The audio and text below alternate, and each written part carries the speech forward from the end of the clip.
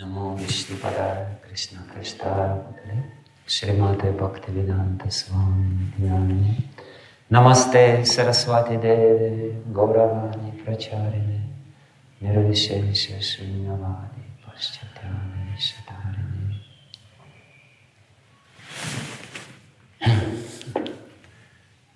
So I'm very happy to be here with you, serving in Bangalore. It was actually my long cherished desire to come to Bangalore, but I was too busy all the time. Now Krishna mercifully arranged pandemic.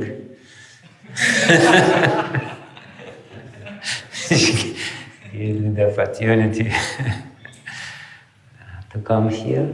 And I'm very grateful to all the local devotees, Narahari Chaitanya Prabhu, Swarna Gaurahari Prabhu, Vanamali Govinda Prabhu, and other devotees who are facilitating my stay here. Okay, so I will try to speak a little bit on these topics, very important topics for every one of us. First topic about Brahmachari life.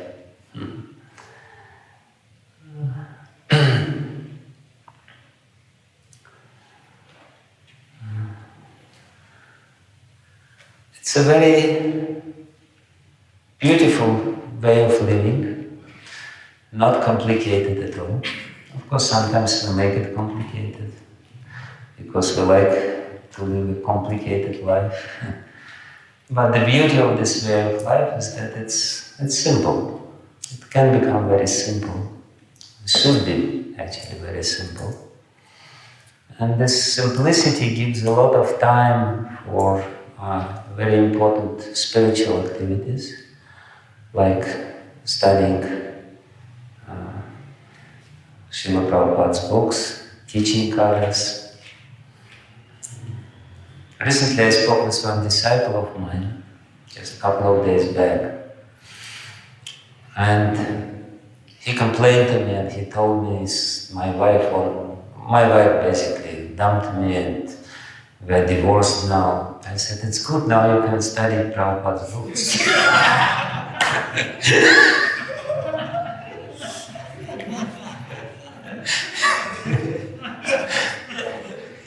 Before you get married second time, take this advantage.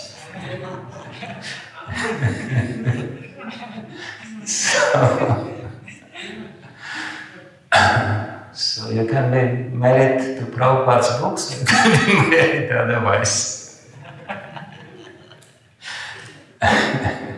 You can choose between the two. So, but there are some difficulties. Everywhere there are some difficulties which are balancing the advantages. The advantages are definitely there, they're obvious. It's a simple life, it can be very, you don't have to be too much concerned about, your living facilities. Actually, in Sanskrit, women called stri, and stri means expand. So, as a brahmachari, you don't have to expand. But you have to expand preaching. You don't have to expand your facilities for living. You don't have to expand your expenses and your income. You don't have to expand your family, but still you have to expand. You have to expand preaching. You have to invite other people to Krishna consciousness. But the difficulties, of course, is also there. The Grihastha life, family life, is a very beautiful arrangement for people to fulfill their emotional needs. Because every one of us essentially is an emotional being. Srila Prabhupada puts it in a beautiful way. He said, we are all pleasure-seeking beings. We're all pleasure-seeking living entities. This seeking of pleasure is the innate nature of any soul. And we're enjoying, we're experiencing pleasure through different emotions which we have. So essentially, we are emotional beings. Sometimes human beings are called rational, and there's some element of rationality is there, but essentially we are not rational, we are emotional. We may pretend to be rational, but deep down, emotions are much stronger force which drives our action and our, even way of thinking. When we're experiencing some emotion, it alters our way of thinking. It alters our perception of life, perception of different people. And then we rationalize. Emotions are primary element in our being, in our consciousness. And then rationalization is coming afterwards. Different thoughts, different ideas, different conceptions, but basically we are emotional. And therefore we are here in this movement. It is a very emotional movement. Sri Chaitanya Mahaprabhu engaged and invokes spiritual emotions. So Grihastha life is for this. Grihastha life gives you some emotional fulfillment or emotional closeness, feelings of emotional closeness. And if in Brahmachari life we don't have this somehow or other, then Brahmachari life after some time will become a burden. Brahmacharis have to, it's a prime beauty of Brahmacharis to take care of their emotional needs. Because there's nobody nearby who will take care of it. So you have to take care of it yourself. In the Grihastha life, it's a natural arrangement. The wife is there, the children is there, relatives are there, and there is plenty of positive emotions and there is plenty of negative emotions as well. So there is no shortage of emotions in family life. But brahmacharis, they may become, little dry. Brahmachari life may become emotionally drained. Brahmachari's heart or whatever. Due to this, due to the lack of natural fulfillment of these emotional needs. Unless we make sure that this element or this feature is there in our life. And for that you need close friendship with other brahmacharis, because friendship is a rasa. Friendship is emotion. Friendship is exchange of emotions. But friendship has to be really deep, because friendship can be shallow. Again, in Sanskrit, there are two words, or more words, sanga, mitra, suhrit. So, mitra is basically this shallow kind of relationship. Just friendly relationship. But it's very shallow. There is no depth in this sort of relationship. And suhrit is this word in Sanskrit which denotes a very deep and fulfilling emotional relationship between two friends, between two male devotees. And suhrit means basically that you have to open your heart completely. You have to really convey your difficulties in spiritual life, and this is what Srila Rupa Goswami explains in the Nectar of Instruction. He says, Guhyama kyati prichhati. You're confidential with other person. And, these close friends, they cannot be plenty. can only be just a few, but they have to be there in our life. If there is no this close friendship, then different problems which are there, emotional unfulfillment and everything else, will force us to think about changing this way of life or changing our status, our condition, and we may be forced to do it. So this is one thing which is extremely important to, and any deep relationship basically means relationship is a job. Relationship with women is a full-time job. Relationship, any relationship need investment. We need to invest time, we need to invest our energy, we need to invest certain processes into this. Without paying this price, investing into the relationship by consciously meeting with other person, opening the heart, trying to listen to this other person, trying to understand, trying to really come close to him. Relationship will not become the way they should be. They will remain on a very shallow platform, and they will not bring any fulfillment to our heart. So this is one thing which can be said about this. And of course, if we do something together, if we experience some difficulties together, this is a very binding process. If we do some daring, things together, that will help us to come closer to other people.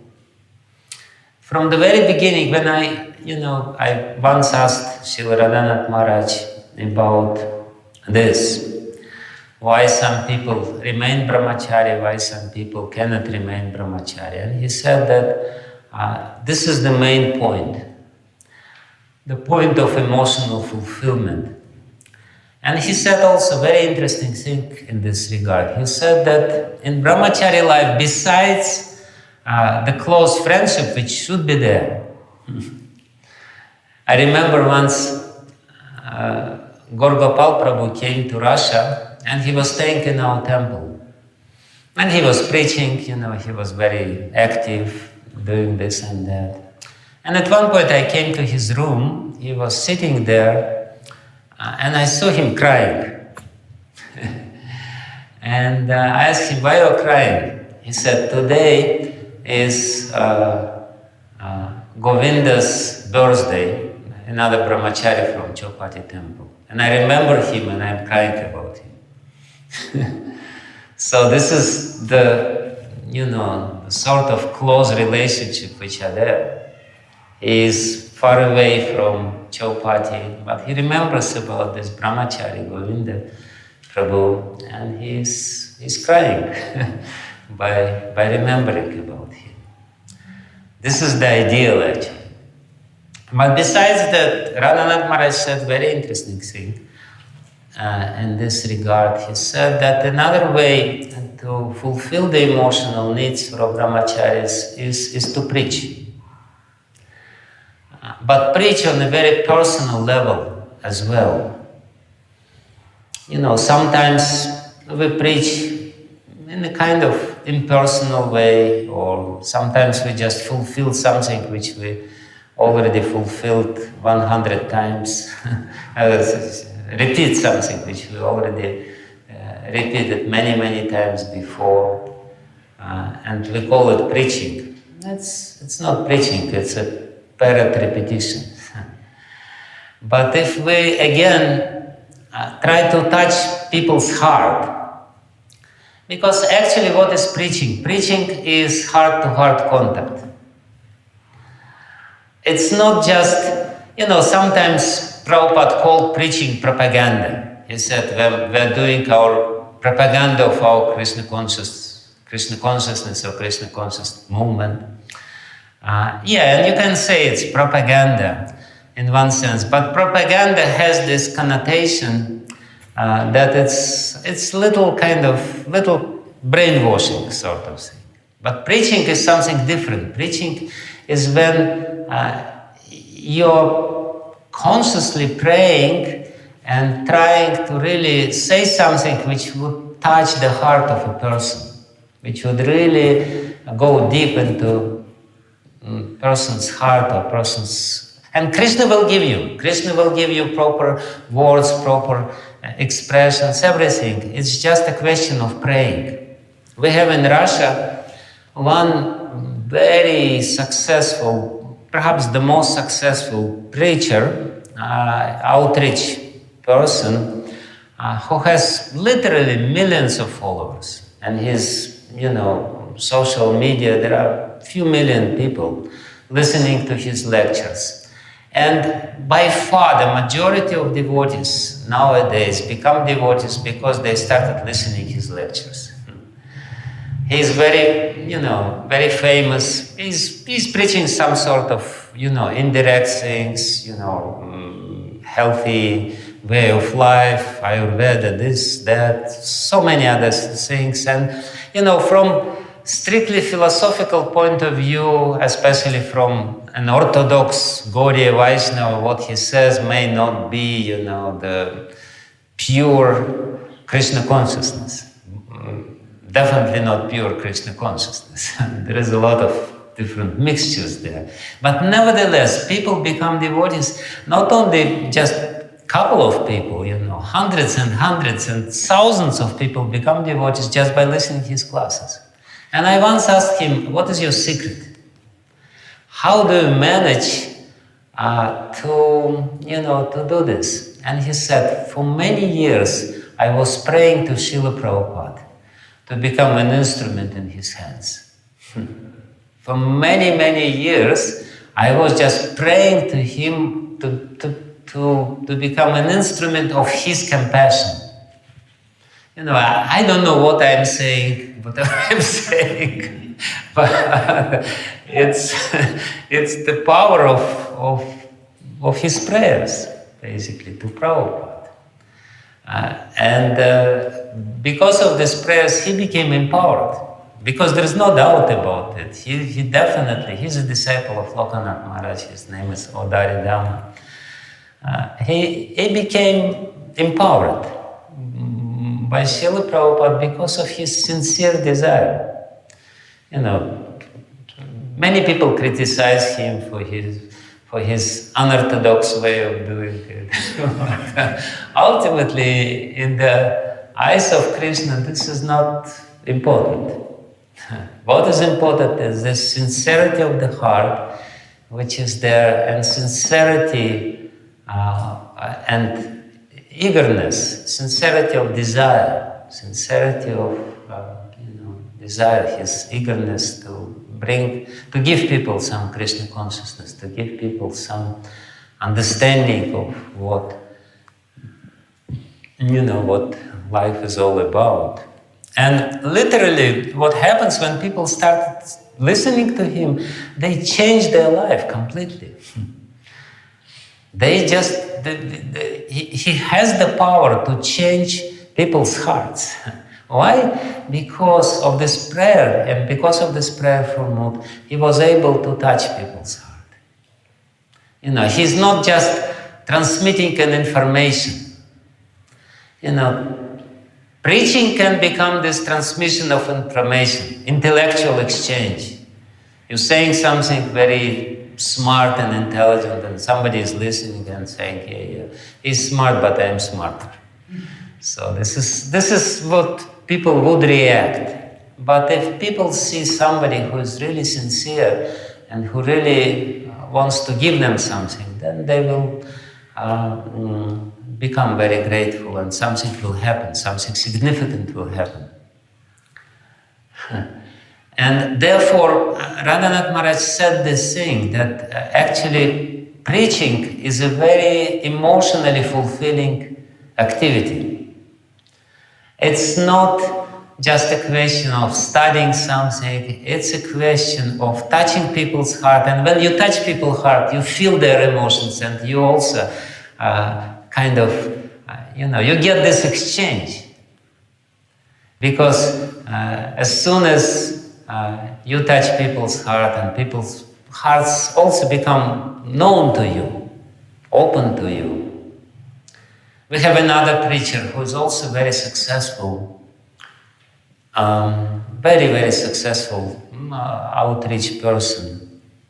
And he told another story, very interesting story in this regard. Recently I heard it. And he said that once he was invited to a home program by a group of very, very rich people. One rich person who liked his way of, speaking and preaching, he invited his friends. And his friends with families came, and it was a little long back when, all of a sudden Russian people, they became divided. There were some very rich people and some very poor people. So it was really rich people in a big mansion, and a few families are there.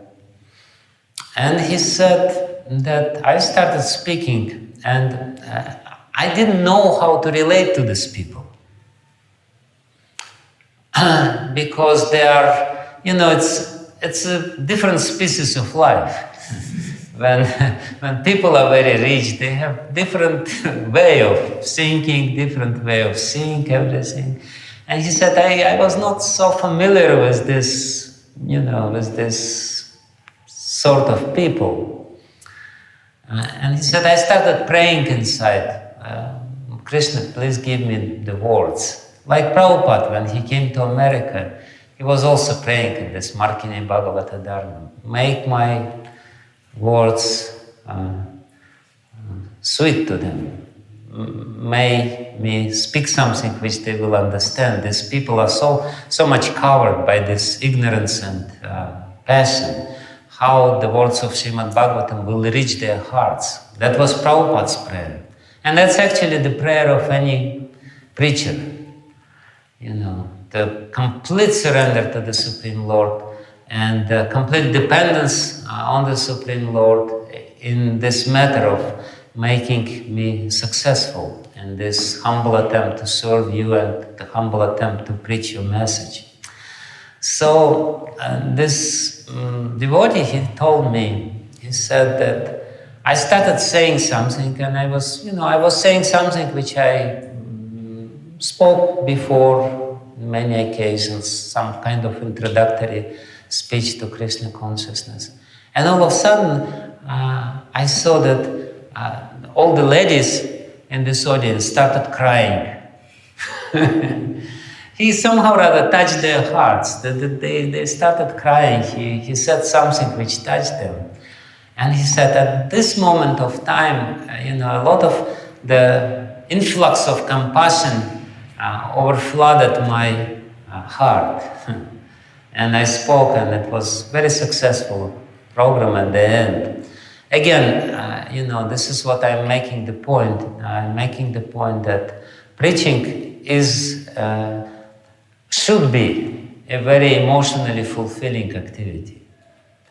And this is the saving grace for brahmacharis, because as I said, brahmachari life can become really dry, and that's the main reason why people change their minds. Even if in the beginning they wanted to dedicate their life to spiritual practice and preaching of Krishna consciousness. So that's another essential element. If we preach, but preach in a very deep way, so that our emotions are invoked, and the emotions of people whom we preach also invoked, then it will become very important. Like in this case, he saw that his words have the emotional impact, and he also became very emotional. So that's how this contact works, how this contact of heart to heart works during the preaching. Of course, some people are naturally more emotional, some people naturally less emotional. It's not that you should imitate and now you should, become a Bollywood preaching star, evoking emotions all the time. But, I'm making the point that we should not be mechanical in our preaching, because this is a danger. When you preach all the time, there is a great danger that you become a little mechanical in this regard. I know it myself. Preacher sometimes, he doesn't read the books. He only reads the books which he can speak later. He doesn't listen to the lecture. He only listens to points which he can repeat himself. I'm sure you all know this. You have all your preacher's notebooks with the good points which you can repeat. But that's actually a mechanical approach to preaching. You can use these techniques, so to speak. You can use these points which may be impressive, but ultimately, what is impressive? Impressive when you speak from the heart. Impressive when you speak something which is deeply, which you lived yourself, and which you can really, can really give your life for what you're saying. Your whole life is there in what you're saying. So that's another little point to develop this initial idea, is that the brahmachari life has to be emotionally fulfilling, otherwise it's difficult. That's one difficulty in brahmachari life. Another difficulty in brahmachari life is, of course, we live in the temples, and sometimes there is shortage of people.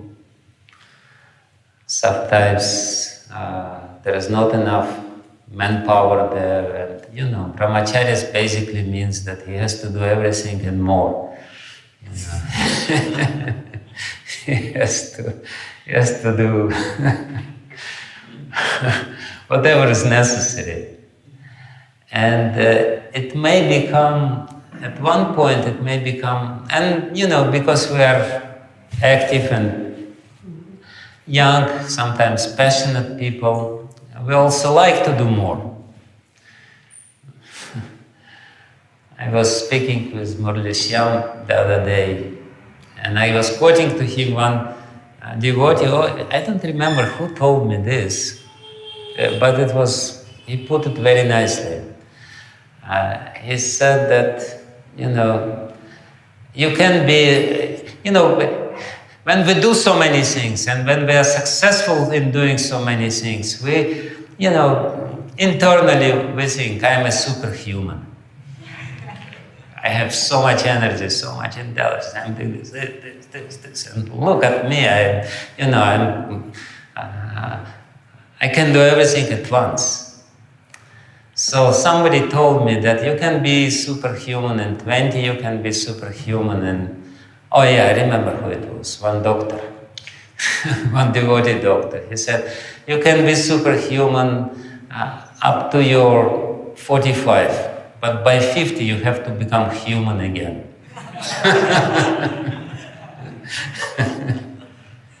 So, sometimes we used to, play with this high energies, and we like it, I'm doing this, and, if it's a good brahmachari life, there is a lot of energy involved. There is a lot of enthusiasm, you're doing this, you're doing that, so many other things, but we have to be careful, because another danger is this emotional burnout, when we become burned.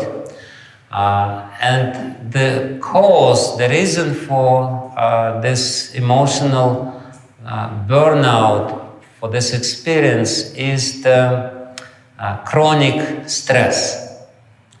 And we sometimes don't notice how the chronic stress creeps in. You know, we live this busy life. We have so many engagements. We have to do this, we have to do that. You know, we have the full schedule. We're preaching, we're doing this, and we like it because it's nice to be completely busy. There is no, there is no time for Maya. There is no room for Maya in your mind. It's good. But we have to be very careful, and we have to notice how our mind reacts, because sometimes, because of this busyness, total busyness and stress and too many obligations which we ourselves took it, because brahmacharis means we are more or less self-engaging, right? And being self-engaged and being energetic, we sometimes overburden ourselves with too many engagements. And initially we don't notice it, but what happens, because of too much pressures from different sides, too much obligations which we took upon our shoulders, we become stressed, and the result of stress is that we lose this natural happiness in life. The duty of a brahmachari is to be happy. If you feel that there is somehow or other this natural happiness vanished from your life, is not there anymore, the natural, enthusiasm, natural feeling of happiness, then you're doing something wrong. And it basically means that there is some ego involved. The main root cause of any stress is this ego. I'm the doer. Ahankara vimudatma. I'm doing this. Look at me. I'm superhuman. I can do this. I can do that. So when this element of ego is imperceptibly contaminating our consciousness and contaminating whatever we're doing in one sense, then the stress sooner or later will come to our life, and this burden of stress, the stress builds up internally, and when it builds up, after a certain time, you're doing the same thing, but you don't feel the same happiness as before. This is the subjective experience which you may notice sometimes. I'm doing the same thing. Before it was so nice, and it was so fulfilling, and it was so ecstatic, and now I'm doing the same thing, and it doesn't bring any happiness to me. And at that moment of time, this is the moment of time when the lust enters our mind. Because when the mind is not happy, then, the lust is there, and he says, I'm here. Look at me. I am ready to make you happy. So this is a simple way to become happy. You're not happy, just admit. So this is the ideas which will come. Some sort of lust will creep in due to the chronic stress. So one of the duties of brahmachari, if he wants to lead the fulfilling life of a brahmachari, especially lifelong brahmachari, and then he has to basically take rest, which we usually don't have. I mean, I don't mean 6 hours at night. I mean some holidays or some sort of time when you're not too busy with all your duties, when you are just relaxed, maybe with your friends somewhere in the nature or somewhere. I don't know how to arrange this, but it has to be every now and then. It has to be there. Otherwise, this channel should be there. Otherwise, for some time, especially when you're young, you may not notice it. It may not be so prominent, but after some time it will definitely give you some negative ideas. So brahmacharis, believe me or not, they have to have holidays. Maybe I will be kicked out from this temple for saying this.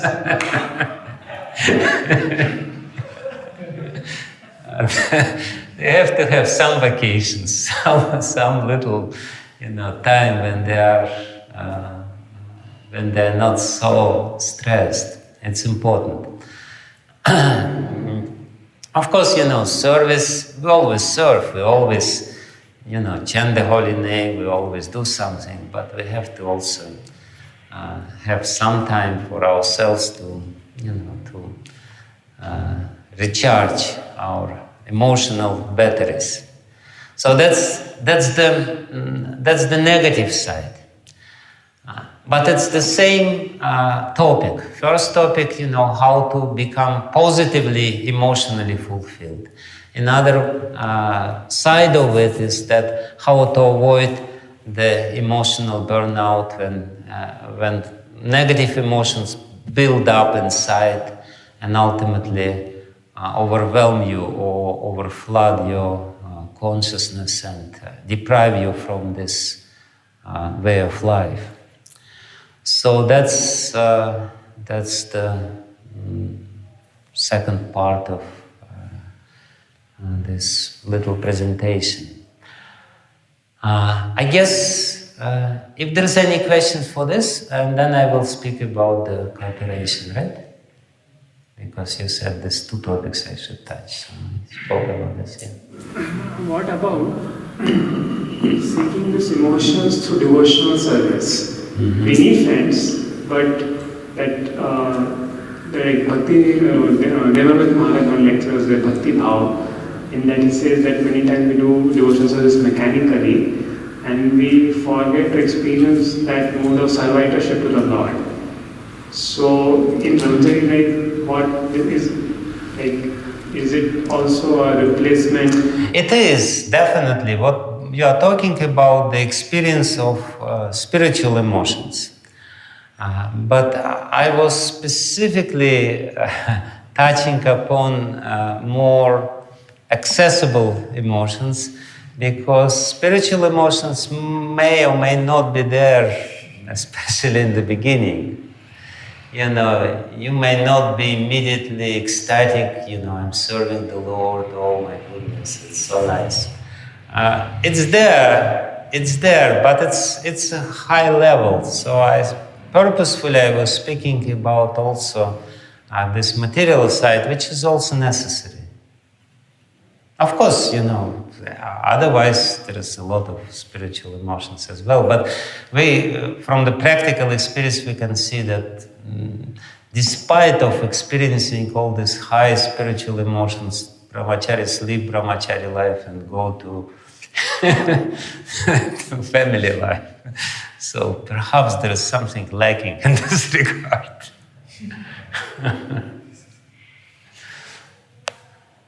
Yes. Talking about especially Brahmachari ashram, it is the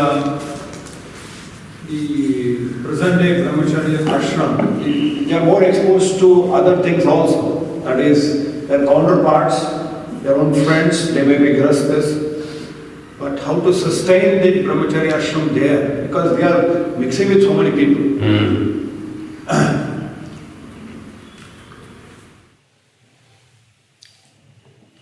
And therefore, they have to have, first of all, very close association. See, mixing is not a problem. Bhaktivinoda Thakur in Bhakti Loka, he says a very interesting thing. He says, association only he speaks about asat sanga, this jhana sanga.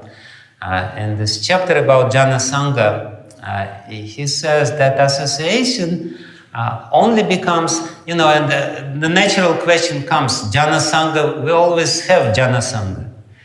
We always associate with ordinary people, with people who are maybe not so spiritual, and being in this community, we again associate with too many people. So Bhaktivinoda Thakur says that this association becomes contaminating or detrimental to one's spiritual advancement only when you become dependent on the person with whom you're associating.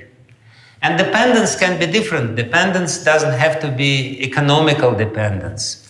Dependence can be emotional dependence. If you are emotionally dependent on somebody, then for sure you will be heavily influenced by his way of thinking, his way of life, and you will naturally go his way. But we can associate, we can be friendly, but at the same time not be affected by this association too much, because we are not dependent, specifically emotionally dependent on this association. We are, we're giving to them, we're not taking. The association is usually two-way exchange, but not necessarily, It only becomes two-way exchange or whatever. It influences us when we are dependent on this association. So, and therefore, we have to be dependent, but we have to be dependent from people whom we like to be like them, If we are dependent on the people who are our role models in life, then it's not bad, it's very good. But when we become somehow rather dependent on people who are not so good, then it's very dangerous only. Hare Krishna Maharaj, it was very nice insights, those 2 points which you shared. First time I'm hearing like this also, but it was really relevant. And my question was, when we compare these two ways of fulfilling the emotions, one is having a friend, another one is preaching. So I wanted to know whether what is the proportion which we need to work upon it. Is it 50-50, both are equally important? Or it is like, because sometimes we may not be able to have both. So can we have some priority, or it is? People are different. So there is no standard formula which would be applicable to everyone.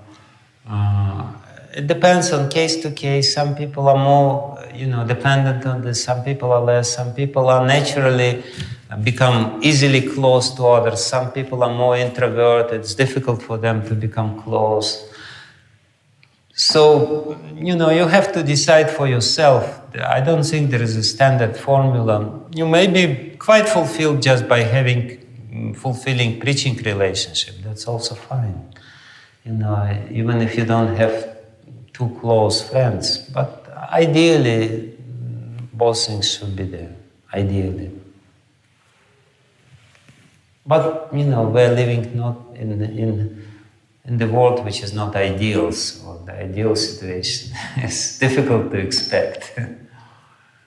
So it's just a question of adjustment or approximation. When it comes to friendship, thank you, Maharaj, very nice class. Inspired. So, when it comes to friendship, we have heard Grihastha and Sadabolo Haridaku.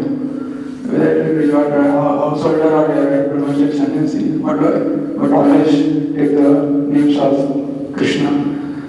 So, when we see Grihastha or individual whichever situation he may be, but he is having great eagerness for reading Bhagavatam or chanting the holy names. And as a brahmachari, whether do I need to see that he is not a brahmachari, so I should be away from him. So if I associate, but he has eagerness. So do I need to have a concern regarding whom I associate with? If you see somebody with great spiritual eagerness, you should associate with such person, because we want to learn and we want to be infected by his eagerness.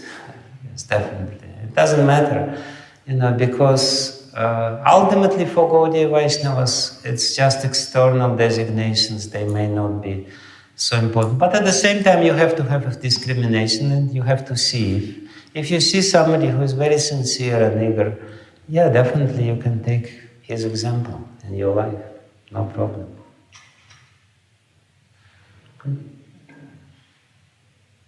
Thank you, Maharaj. Yes.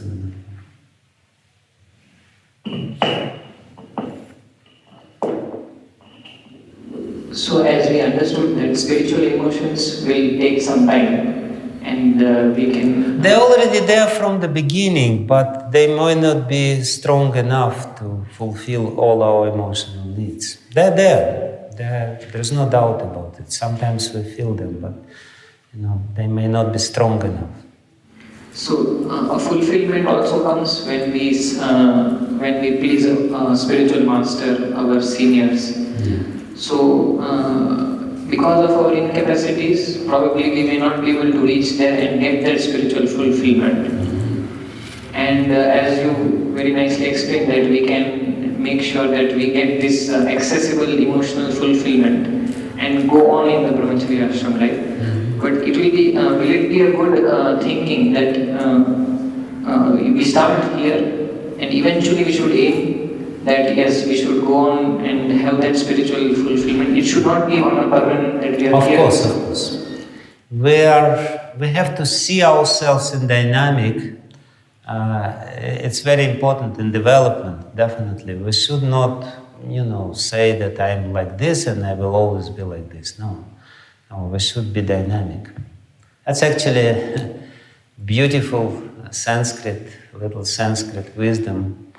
The word Atma means from the root dhatu at, and the dhatu at means the constant movement. Satatam gamanam. So Atma is dynamic. It's a dynamic principle. So we have to be always developing internally. Otherwise, there will be boredom.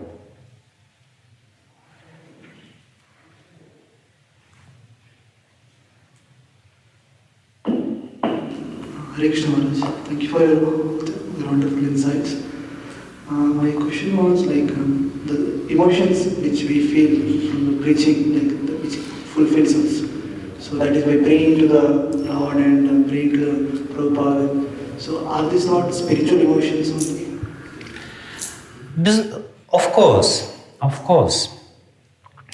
So therefore, I didn't say from the beginning that I'm talking about material emotions or whatever. There's always a mixture, but what I said about two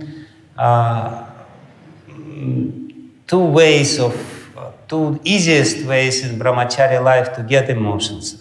And therefore I purposefully didn't speak about, chanting the holy name as the way to get emotions. But it is also, but I was speaking about something. And there is mixture, definitely. When you have spiritual friendship as a friend, there is a mixture also of spiritual emotions as well, because he's your friend, because he's also has the same ideals, same values. So I'm not really separating one from another. I'm speaking about this side of our nature, that we're emotional being and we have to take care of it.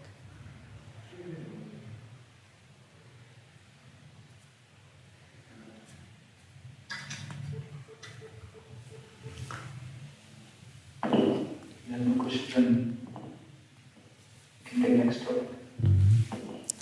Yeah, I only have 20 more minutes to go, even less. So,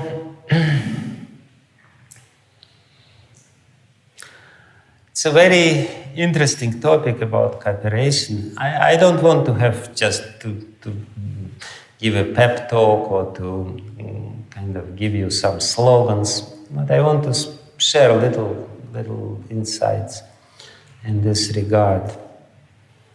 That cooperation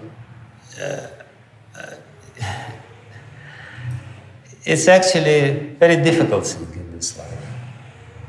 Because the natural tendency for the human being in this material world is to be competitive. And this competitive spirit, I want to be better. And Srila Prabhupada very successfully employed this spirit of competition among the devotees. He started this, book distribution competition, and we all know how exciting it is. Somebody is, number one, somebody is number two. And in this world, everyone wants to become number one. Number one, actually, this is, there is a joke. There is a little story, but it's a joke. So supposedly it's from some ancient tradition that when the Lord created the soul, of course we know that the soul has never been created, but the story goes like this. When the Lord created the soul, He also, the first thing which He whispered in her ears, or his ears, is that you're the best. And then He sent the soul here. So we're all coming with this mantra. I'm the best, I'm the best. So therefore this competitive spirit is there. And this competitive spirit is actually matsarya. It's matsarati, I'm better than others. And if you see that somebody is better than you, you become envious. And therefore the cooperation becomes difficult because of this. And we can see how the society is being destroyed because of this competition spirit everywhere. Therefore, to cooperate, we need to really work hard to kind of push down this competitive spirit, the spirit of competition, and to exchange the spirit of competition for the spirit of love and cooperation. And therefore, Prabhupada very aptly said that your love to me will be proven by the way you cooperate with each other for the advancement or for the fulfilling this mission. So he didn't say cooperation, he said specifically cooperation, not just cooperation, but cooperation for the mission. And it basically means that we have to understand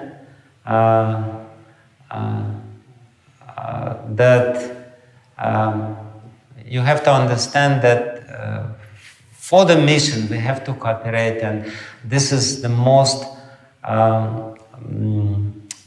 valuable thing which can be there. That's Prabhupada's desire. For Prabhupada's sake, this is the highest possible value. Sometimes people try to say that, that being right, I have seen that sometimes people, they are stressing their righteousness. Why there is some quarrel? Because I'm right, he is wrong. That may be, but if you're right or not is not so important. What is important is that you're not cooperating with the other people.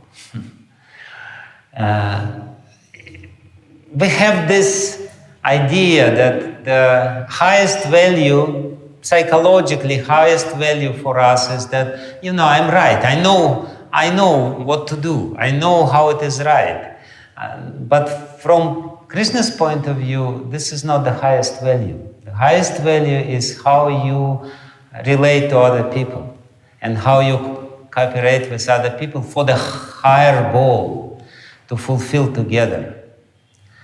Whether you're right or wrong is a secondary. You may be right, somebody else may be wrong, but if you overstress this, I'm right and he is wrong, and because of this you destroy the unity or destroy this spirit of cooperation, this is not so valuable in the eyes of Krishna and in the eyes of Prabhupada. And therefore, Prabhupada, he is saying that actually, when there is this dissension, I am right and he's wrong, and the other party says, no, we are right, he is wrong, it basically means that none of them have Krishna. Because Prabhupada said very strongly in this purport about Prachetas, this famous purport where he says that the Lord was so pleased with Prachetas because they were cooperating with each other, because they were 10 of them, but they had one heart. 10 of them only had one heart and one opinion. Prabhupada said, in Krishna consciousness, there is no question of different opinions. What does it mean? It doesn't mean that everyone thinks the same, but it means that the interest of Krishna is in the center. And we are not, insisting on our opinions, on our righteousness. We are trying to fulfill the common goal. And for this common goal, we are ready to even, put aside our righteousness or our own views for the common goal, for the unity's sake. And therefore, this unity is a very difficult thing in this material world. It will not happen automatically. Automatically, what will happen? The competition will happen automatically. I am better than you. We are better. Our temple is better. That will happen automatically. But to establish cooperation, it's a hard work. You have to come, you have to invest your time, you have to invest your energy, you have to really try to know each other, because what happens usually people, they naturally have this competitive spirit. I'm better, he's not so good, and then you don't see the other person. You don't, especially when you're equal. The competition is only possible between the equals. If somebody is too high, there is no competitive spirit with you. You are ready to say, yeah, you're great, But if somebody is almost the same as you, but little better, oh, this is very bad. If somebody is way better than you, then you are not envious to him. You say, yes, please teach me how to become like you. But if somebody is little better than you, oh no, this is too much. This is such an apparat. How dare he become better than me in this regard? He's doing this better or that thing better. So, and I'm saying because we're all humans, I also sometimes feel this sort of feelings.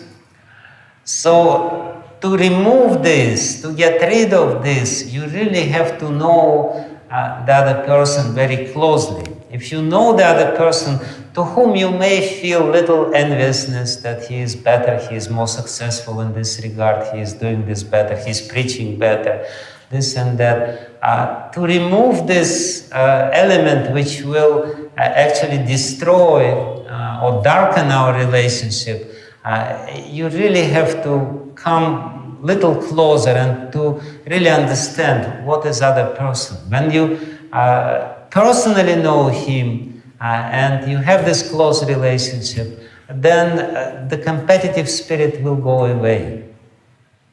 And that's also, it's actually, there was one point, I spent quite some time on GBC and I know GBC, and on several occasions, of a number of occasions, I was told by the old GBC members. I only became GBC member in '96, which was already a different era. And all GBC members told me, you don't know what the GBC was like immediately after Prabhupada's disappearance. They said it was impossible to be there. There was such a high spirit of competition between all these big leaders, and when they would come to one room, it would be just it was so much energy exchange was there. and not necessarily very pleasant energies, because they were powerful leaders. And when the leaders are powerful, they all have this spirit, I'm better than you, and I will prove to everyone that I'm better, I know better. So how to remove this? There is only one way to remove this, is to get together and to do something together and to know each other better, to speak with each other, and that will naturally replace this competitive spirit and give room for personal exchanges and personal relationship. And for that you need time. You cannot do it just as a formal thing, we come here once a month or once every 3 months or whatever, and then we spend some time. No, you have to have some informal time for some informal exchanges or some,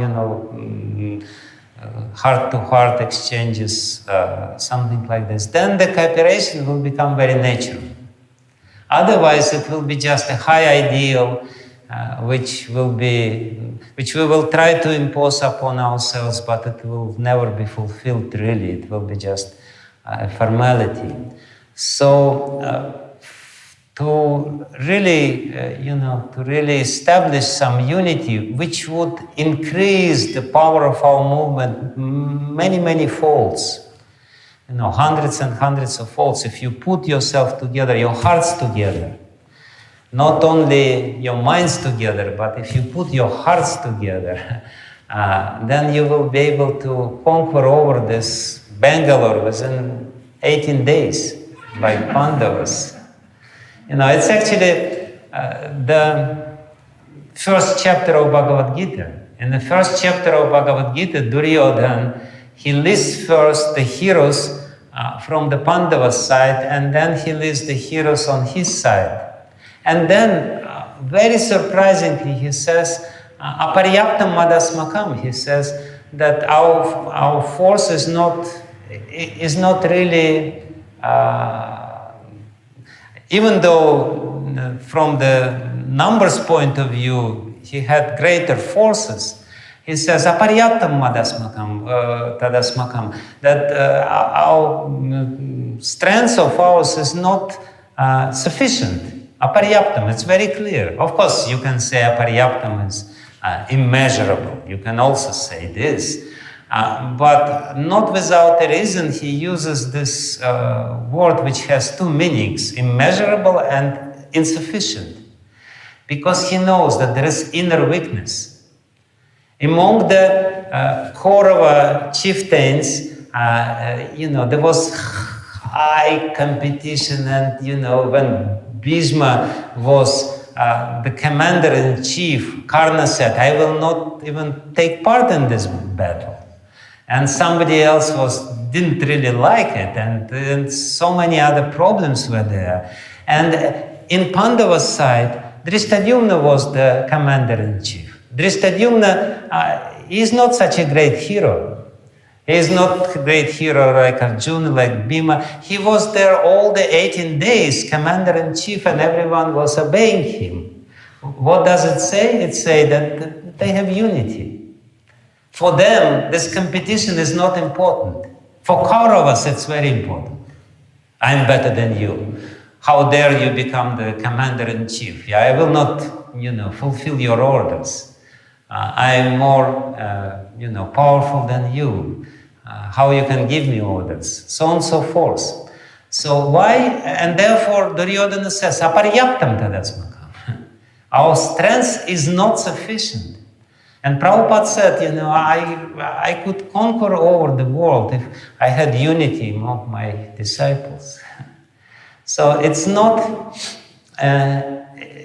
it's actually their necessity which we have to establish, but we have to understand that to establish this ideal, we really have to invest time and energy and not be stingy. Of course, we're all busy, we all have so many other engagements, we all have to preach, but it's a very important duty to establish unity, and for that you need to generously give your time, come together, spend time, and the result will be very, very amazing and very wonderful. You will be amazed yourself by the results when the real unity will be established. If the real unity will be established, not just casual unity or formal unity, but the real unity, it's very important. So don't be like Kauravas' army with so many heroes, but totally divided internally. Be like Pandava's army. They're less in number, but much more powerful because they have personal relationship with each other.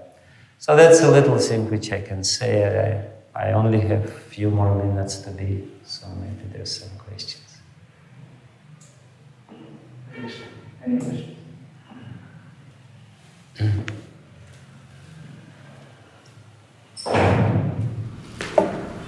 Hare Krishna Maharaj, what we have seen is that even the brahmacharis want to come together only when there is a senior sannyasi who is addressing the group.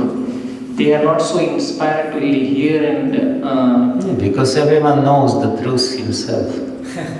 So this is, I feel, perceived as an obstacle for coming together, one thing. And second is, yes, as you told that just coming formally together once in a month also may not be sufficient. So how we can work more? Yes, we know the reason also, our engagements, etc. But everybody, because even I see in my personal book reading group which I do online, it becomes so difficult to keep together. It requires really conscious effort to get them together. That's why I said it requires really conscious efforts to get together.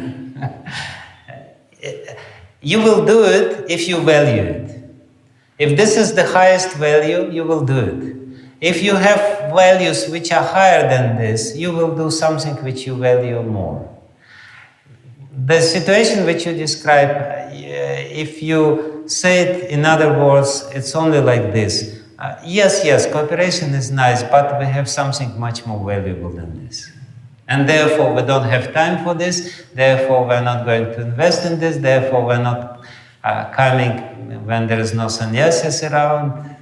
It's just betraying the real way of thinking. That this is, formally, for performance say, you say it's important. But in reality, it's not important. You have something which supersedes the importance of this, overshadows the importance of cooperation. It basically means you didn't understand internally how important it is. And therefore you have other priorities.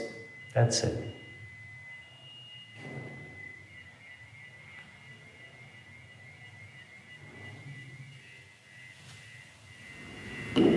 Krishna Maharaj, one useful technique you told us to how to overcome envy towards some person, that if we are envious to somebody, we have to go closer to him. But sometimes I feel that envy itself is the cause which stops us to go closer to somebody. Of course. Therefore you have to make efforts. If you understand that this is somebody who is important, and you understand that your feeling towards him is not correct, it's something which is, it's a condemnation which is there. You just make a conscious effort to do it, to overcome this. And it will be difficult in the beginning. It will not happen immediately. But the conscious efforts have to be there. And, anytime when we do conscious efforts, we are actually getting free from some subconscious anarthas which are contaminating our hearts. There are so many subconscious programs within our heart. And this is called karma. And when we're doing something which is comfortable to us, we are more or less living with this program which is there. If we want to overcome this program which is already there, we have to do some conscious efforts. And any conscious efforts is very fulfilling because it, every time when we conquer over these programs which are within us, we feel that, we feel little victory is there. Means I became less a karmic robot, which I was before. Otherwise, we're just karmic robots. We're only doing something which is already comfortable, which is already, which we would do anyway. So what's the value? What's the point? Hare Krishna Maharaj. So regarding this envy, Prabhuji Suvanprabhu mentioned a very nice point that if we are envious with someone, we find it difficult to make that conscious effort. So I would just like to share something which is helping me in this regard. I heard in my Guru Maharaj's lecture, he told that if we can meditate on these points, things become a little simpler. First of all, he said that if we are envious of someone, we should think that Krishna has a unique relationship with that devotee also and with me also. Second point, the advancement of that devotee in whichever field because of which I am becoming envious is not an obstacle in my progress in Krishna consciousness. Thirdly, instead of becoming envious, if I can rather try to see how I can improve my service and try to learn from him. This is exactly the conscious effort which we have to make. So if we can improve our appreciation for that devotee by trying to learn something from him, by meditating that he also has a unique relationship, I also have a unique relationship. And this is not an obstacle. Yes. So somehow I've been trying to meditate on this and it is helping me. Definitely. And so I just want to share. Thank you.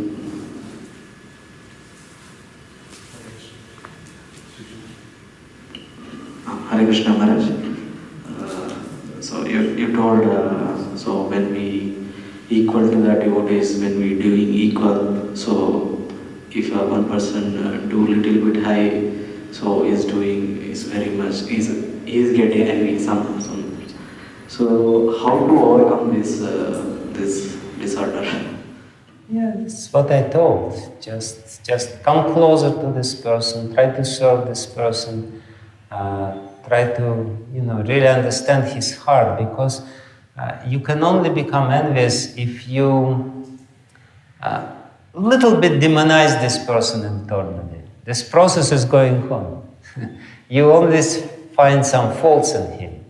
This is how envy works. You're envious, and then, as I said, the rationalization takes place. The intelligence try to, justify your envy. Oh, he's saying this, and he's doing this, and somebody told you something bad about him, and you thought, oh, I always knew this, and So, because you don't know this person really personally, this devotee on a personal level. If you know him better, and then even if somebody says to you something, or even if you think something bad about him, you always counteract it. There is some antidote to this poison of envy. It's just, you know him personally, and and especially if you did some personal service to him and some reciprocation took place, then it will be very easy. So that's the way to counteract it. I have to go now. Thank you very much. Srila Prabhupada ki jai. Gaura Premanand.